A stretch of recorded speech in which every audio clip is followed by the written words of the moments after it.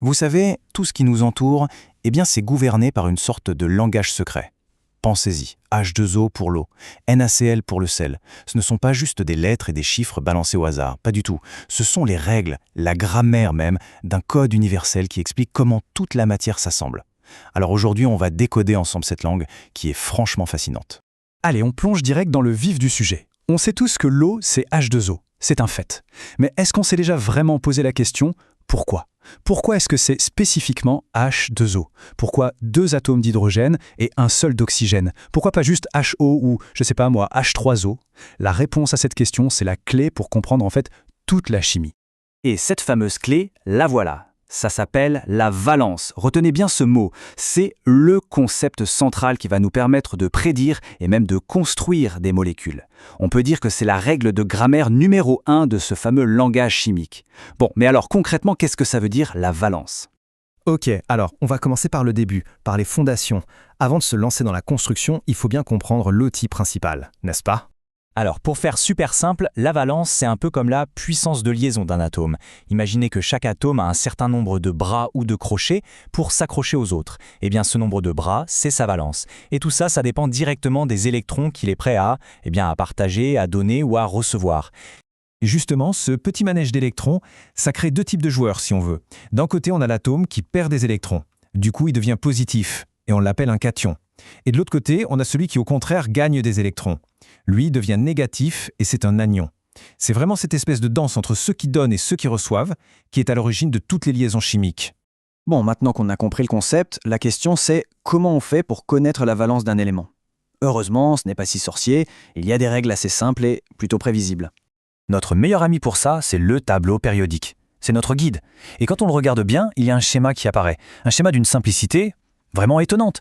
Pour les grandes familles d'éléments, c'est simple. La valence monte. 1, 2, 3, 4, et puis hop, elle redescend. 3, 2, 1 et 0 pour les gaz nobles. Eux, ils sont tellement stables, tellement zen, qu'ils n'ont aucune envie de se lier. C'est une logique super facile à retenir en fait. Alors, attention, petit cas particulier. Parfois, des atomes se mettent en bande. Ils forment une sorte d'équipe super soudée. Ça, on appelle ça un groupement ou un ion polyatomique si on veut être plus technique. Et ce qui est important, c'est que ces équipes se comportent comme un seul et unique bloc, avec leur propre valence. On en voit ici quelques-uns des plus courants, avec une valence de 1 ou de 2, comme l'hydroxyde ou le sulfate. Le mieux, c'est de les voir comme des briques de Lego toutes prêtes à être utilisées. Et on continue sur notre lancée avec d'autres groupements qui sont tout aussi importants. Par exemple, ceux qui ont une valence de 3, comme le phosphate. Le phosphate, il est juste fondamental dans plein de processus, que ce soit en biologie ou en chimie. L'essentiel, ici encore, c'est de bien se rappeler qu'il fonctionne comme une seule unité, et que cette unité a une valence de 3. C'est tout.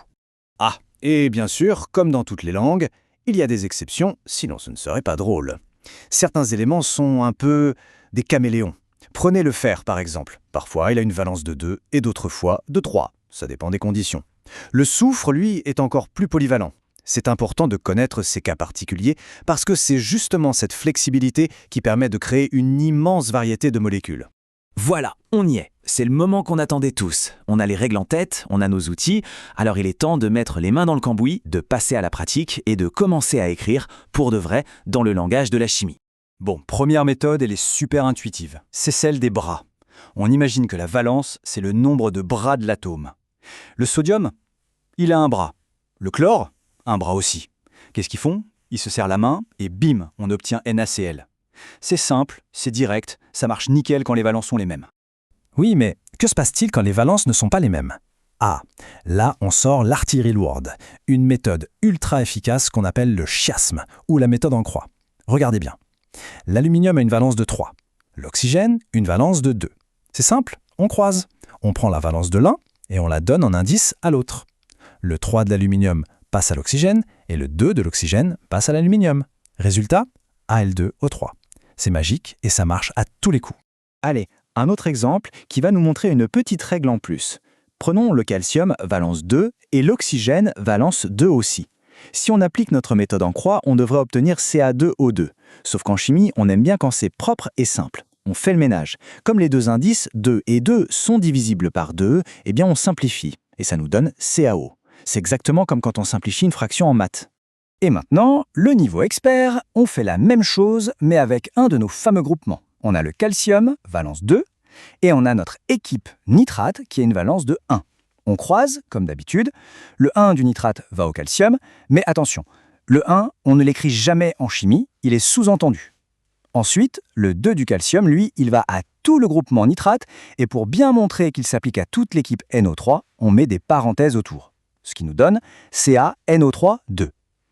Les parenthèses, c'est comme un bouclier qui protège l'équipe. On y est presque. On sait maintenant comment construire le squelette de nos formules. Il ne nous reste plus que quelques petites règles de finition, un peu comme le vernis, pour être sûr qu'elles soient écrites parfaitement. Alors, récapitulons. Il y a 3 règles d'or, 3 choses à ne jamais oublier. Règle numéro 1, on simplifie toujours les indices. On veut le ratio le plus simple possible. Règle numéro 2, on met des parenthèses autour des groupements dès qu'on leur colle un indice plus grand que 1. Et enfin, règle numéro 3, le chiffre 1 est invisible en chimie. Il est implicite. On écrit NaCl, jamais Na1Cl1. Ce sont ces 3 petites règles qui font que le langage de la chimie est propre, clair et compris par tout le monde. Voilà. On a vu ensemble comment ce concept, la valence, c'est vraiment la grammaire qui nous permet d'assembler les atomes. On est parti d'une question toute simple, pourquoi H2O ? Et maintenant, on a les outils pour construire des formules bien plus complexes.